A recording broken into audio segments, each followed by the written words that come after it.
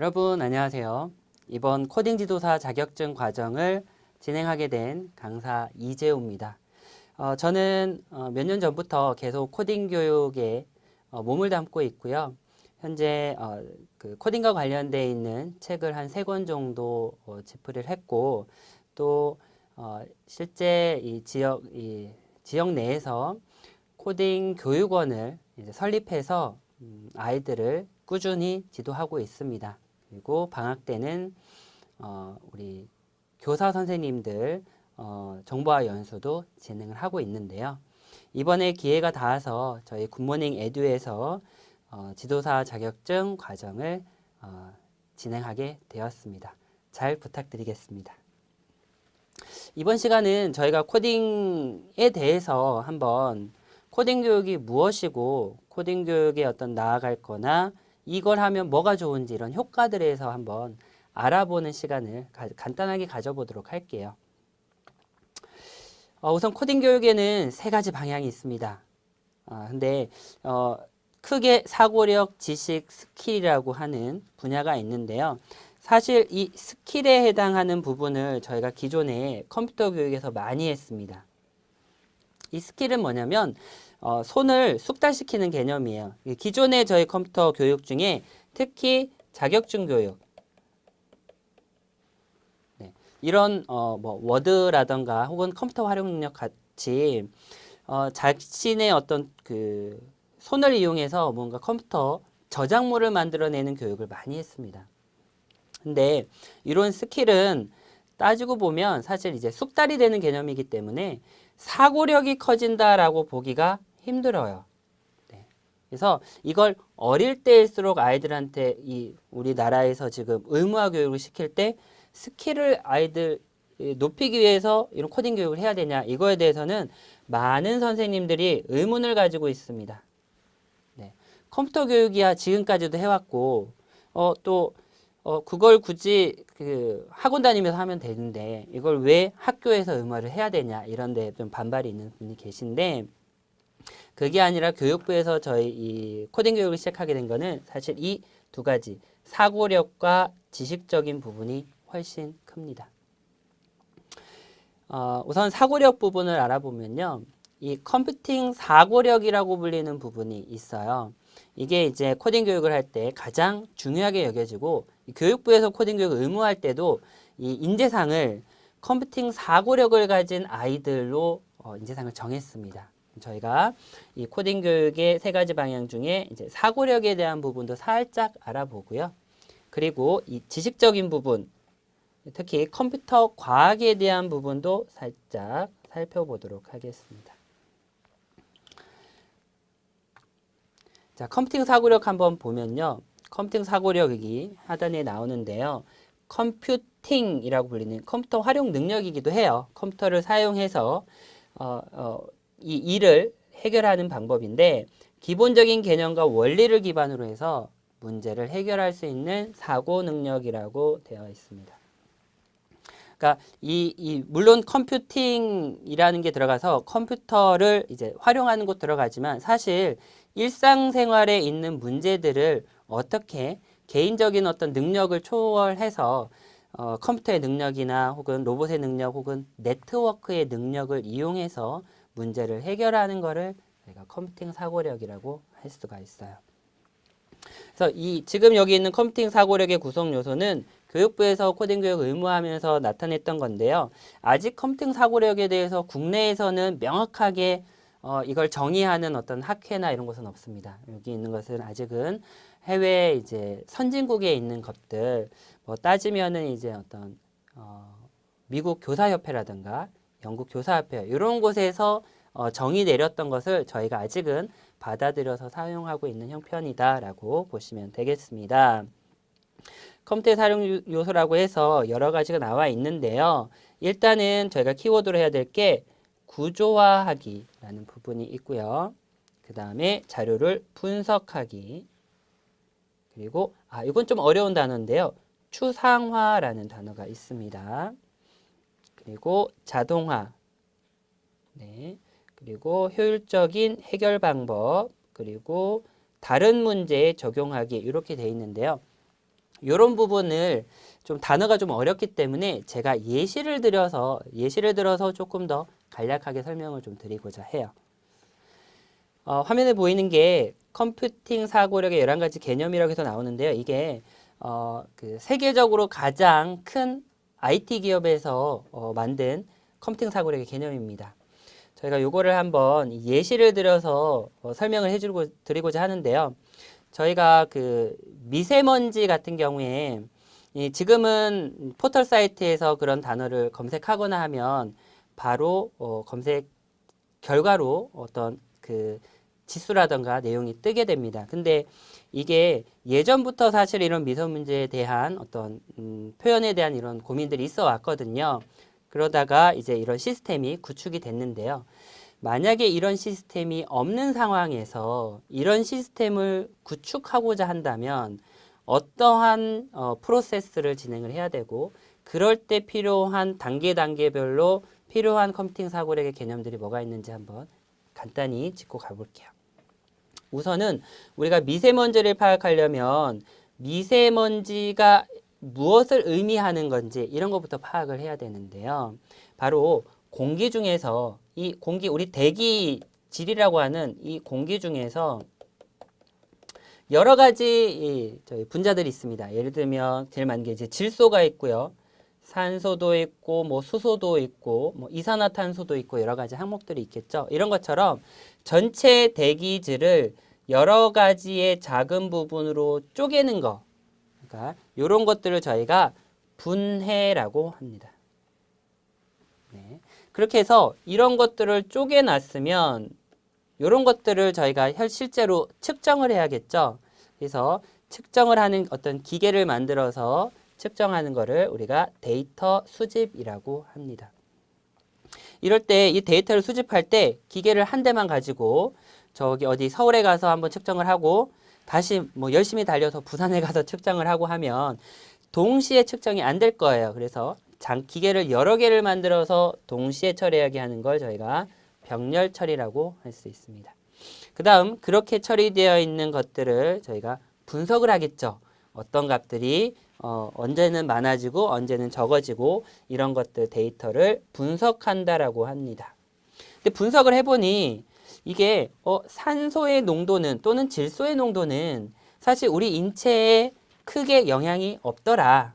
또는 이 값들은 정확히 어느 정도 이제 균일하게 돼 있어서 대기질에는 영향이 없더라 하면 그런 항목들은 빼버리는 과정이 필요해요. 그래서 필요 없는 정보들을 제외하는 과정, 이런 것들을 저희가 추상화라고 합니다.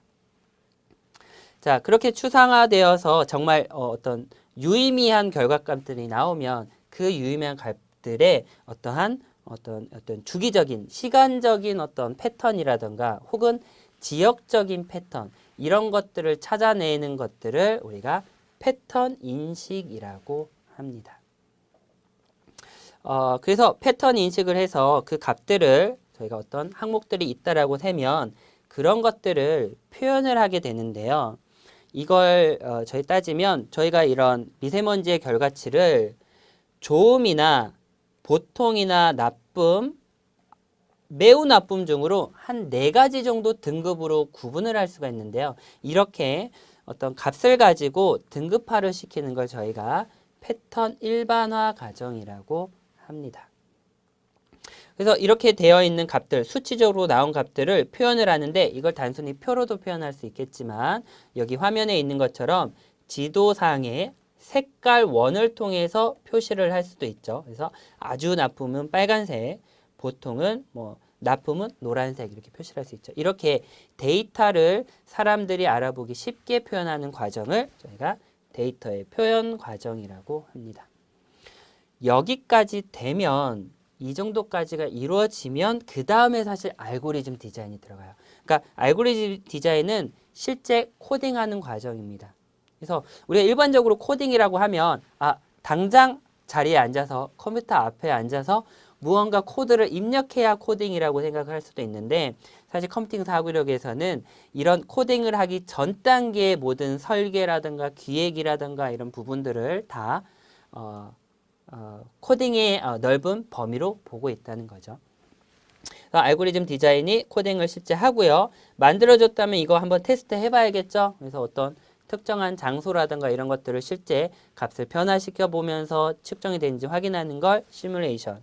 그리고 이런 것들이 사람이 관리하지 않아도 24시간 계속 돌아가게 자동화를 시키게 될 겁니다.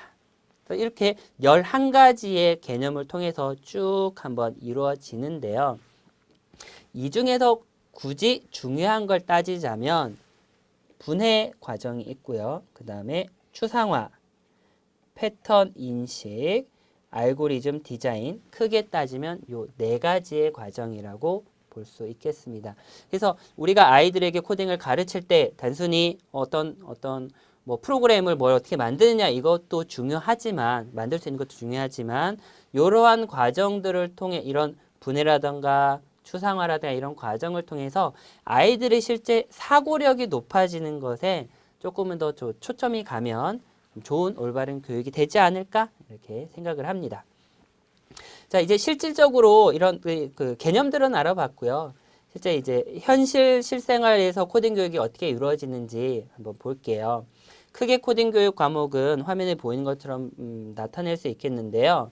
언플러그드나 컴퓨터 화면, 처음에 언플러그드는 컴퓨터를 사용하지 않으면서 이런 컴퓨팅 사고력을 가르치는 겁니다. 일단 교구라던가 혹은 퍼즐을 통해서 가르치고요. 그 다음이 컴퓨터 화면에 대한 프로그램, 스마트폰 앱 프로그램, 그 다음에 블록 코딩을 통해서 이 아두이노는 저희 전자부품을 다루는 코딩입니다. 그래서 블록 코딩을 통해서 다루는 전자부품, 그리고 C 언어를 통해서 부르는 바품, 그다음에 이런 것들을 모두 융합해서 나오는 융합 코딩이 들어가게 됩니다. 하나씩 살짝씩 살펴보면 언플러그 컴퓨팅은 이렇게 지금 화면에는 7교 노래를 가지고 이 주어져 있는 미션을 해결하게 되는데요. 이렇게 손으로 이제 조작을 하면서 코딩에 대한 걸 배우는 거고요. 그 다음 컴퓨터 화면 코딩은 대표적으로 엔트리나 스크래치가 있는데 우측에 보면 여러 가지 블럭들이 있습니다. 이 블럭들을 마우스로 오른쪽에 있는 영역에 이렇게 끌어다 붙이면 얘네들이 자석처럼 한 칸씩 달라붙습니다. 그러면 여기 오른쪽에 표시되어 있는 이 블럭들의 모양대로 이 좌측에 있는 무대에 있는 캐릭터들이 작동을 하게 됩니다. 그래서 거의 타자는 치지 않고요. 마우스만 가지고도 쉽게 프로그램이나 게임을 만들 수가 있습니다. 이게 엔트리라 스크래치로 대표되는 컴퓨터 화면 코딩이고요. 그 다음 스마트폰 앱을 코딩하는 것도 있는데요. 이 과정은 똑같이 블록으로 되어 있는 명령어들을 조합을 하면 이 결과물이 스마트폰의 앱으로 떨어집니다. 그래서 다만 얘는 그 일반 그 컴퓨터 프로그래밍과는 다르게 스마트폰에 있는 하드웨어 기능도 같이 추가적으로 들어가야 예를 들면 카메라 기능이라든가 그 안에 내부의 파일을 저장한다는 기능이라든가 혹은 NFC나 GPS 같은 지도 기능도 추가가 됩니다. 그 다음 단계로 또 블록 코딩을 이용해서 전자부품을 다루는 과정이 있는데요. 크게 엔트리 아두이노와 스크래치 포 아두이노가 있습니다. 여기 이 지금 화면에는 똑같이 스크래치 블록을 조합을 해서요. 오른쪽에 보이는 것처럼 이제 LED 전구라던가 혹은 이렇게 가변장이라고 불리는 이 손잡이를 제어하는 걸 볼 수가 있는데요. 얘도 거의 타자를 치지 않고 전자부품 다양한 센서라던가 출력 부품들을 다룰 수가 있습니다. 그 다음이 이제 좀 최종 단계이긴 한데요. 바로 이제 C 언어를 통해서 똑같은 역할인데 C 언어를 통해서 방금 했던 아두이노 전자부품을 다루는 건데 이거는 조금 아직까지는 대중화됐다고 보기는 좀 힘들어요. 거의 중학생 이상급 되면 이게 이제 진행이 가능합니다. 그래서 이런 것들을 쭉 차례대로 하게 되면 융합 코딩이라는 거를 이제 하게 되는데 융합 코딩은 여러 가지 과목들을 요소들을 다 섞는 거예요. 예를 들면 지금 화면에 보이는 이 로봇은 이족 보행 로봇인데요. 이 몸체는 3D 프린터로 뽑아졌고요. 이 내부에 있는 거는 아두이노라고 부르는 전자부품이 들어갑니다. 그리고 얘를 작동시키는 거는 스마트폰 앱으로 만들어서 블루투스 통신 기능을 이용해서 얘를 조작을 하게 되죠. 이렇게 여러 가지의 과목을 융합해서 들어가는 걸 저희 융합 코딩이라고 부릅니다. 그럼 이 코딩 교육을 아이들이 배웠을 때 사실 뭐가 좋냐 이런 부분을 이제 좀 짚고 넘어가려고 하는데요. 대부분의 학부모님들이나 강사분들이 이게 대세라는 건 알고 있어요. 이미 TV나 뭐 다른 매체에서 4차 산업의 중요성에 대해서 워낙 강조를 하고 있기 때문에 장기적으로, 그러니까 향후 10년 후나 20년 후에는 이런 것들을 아이들이나 이제 사람들이 필수적으로 알아야 되는 건 알고 있는데, 근데 그건 좀 먼 얘기잖아요. 좀 가까이에서 이런 것들이 어떤 효과가 있는지 한번 보겠습니다. 가장 지금 학부모님들이 가장 관심 있는 건 사실은 입시거든요. 입시 중에 특히 좋은 대학교에 보내고자 하는 열망이 좀 큰데요. 지금 소프트웨어 중심 대학이라는 곳이 전국적으로 선정이 돼서 운영이 되고 있습니다. 2017년도에 20개 대학이 선정이 됐고요. 2019년도에는 30개 대학으로 늘리려고 지금 하고 있는데, 여기에는 지금 뭐 고려대학교라든가 중앙대학교라든가 한양대학교처럼 좀 명망 있는 대학교들이 다수 포진이 되어 있고요. 여기에 이제 선정이 되면 이 나라에서 많은 돈의 예산을 투입해서 이 IT와 관련된 학생들의 인원수 정원도 늘리고요. 또 지역 주민도 교육을 시키고 또 이런 학생들을 해외로 보내서 또 많은 연수라던가 어떤 실전 경험을 쌓게 합니다. 요런 데 이제 정원이 늘어나게 되니까 여기에 이제 입시로 많은 도움이 되는 게 있고요. 그리고 여기에는 이제 소프트웨어 특별 전형 같은 경우에는 학생부 성적을 아직 보지 않고 단순히 소프트웨어 능력만 가지고 하는 전형도 있습니다. 자, 이렇게 있고요. 그 다음에 실제 우리 초등학교나 중학생 아이들, 고등학교 애들이 직접 할 수 있는 거는 지금 35년 정도 운영되고 있는 교육청에서 이제 진행하는 과학탐구 대회라는 게 있습니다. 매년 3월에서 5월경에 개최가 되는데요. 이 대회에 2017년부터 시범 종목으로 과학 컴퓨팅과 메카트로닉스라는 과목이 추가가 됐습니다. 이 과목이 기존에는 없던 과목인데, 과학 컴퓨팅은 우리 엔트리나 스크래치처럼 컴퓨터 화면 프로그래밍을 하는 툴들을 이용해서 과제를 해결하는 그런 대회고요. 메카트로닉스는 이 아두이노 전자부품을 이용해서 주어진 미션을 해결하는 과목으로요. 특히 이번에 코딩 교육이 의무화되면서 포함되어 있는 과목입니다. 기존에 4개의 과목이 있었는데 이번에 이렇게 2개의 과목이 추가가 됐습니다. 그 다음에 코딩 공모전과 코딩 자격증도 있는데요. 아직까지 어떤 나라에서 막 이렇게 크게 진행하는 공모전이나 자격증은 없습니다. 그렇지만 일반 우리 국내에서도 국내 이제 IT 기업들이 많은 이제 어떤 비용을 투자하면서 공모전을 개최하고 있는데요. 이걸 개최하는 이유가 지금 당장의 어떤 뭐 아이디어를 얻기보다는 미래에 자라나는 우리 IT 꿈나무들을 미리부터 조금 이렇게 영입하기 위해서 하는 코스도 있습니다. 그래서 공모전으로 들어가는 것도 계속해서 많이 늘어나고 있고요. 코딩 자격증도 들어가고 있습니다.